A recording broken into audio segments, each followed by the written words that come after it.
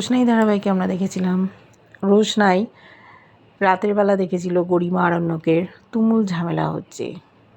ও ভাবলো ওর জন্য এত গোলমাল, ও চায় না আরণ্যক আর গরিমার ছাড়াছাড়ি হয়ে যাক।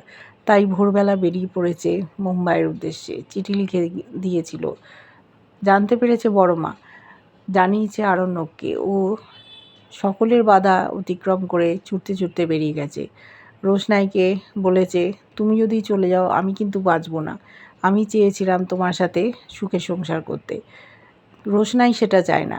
বলেছিল আরণ্যক, চলো আমরা বিদেশে চলে যাই বা অন্য কোথাও পালিয়ে যাই, আমি মুম্বাই চলে যাব।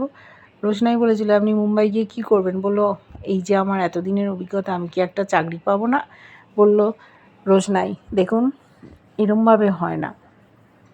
তাও ওকে বাড়ি ফিরিয়ে এনেছিল। শেষ পর্যন্ত আদিত্য কাপুর বলেছে, রোশনাই যেন মুম্বাই না আসে, তুমি আটকে রাখো। আরণ্য প্ল্যান করছে কীভাবে রোশনাইকে আটকে রাখবে। আদিত্য ওকে বুদ্ধি দিয়েছে, তুমি ওকে বিয়ে করো, তোমার সাথে যখন গরিমার আর সম্পর্কটা টিকছে না, ওকে ছেড়ে দিয়ে সুখে সংসার করো। কী করবে আরণ্য, দেখতে থাকো।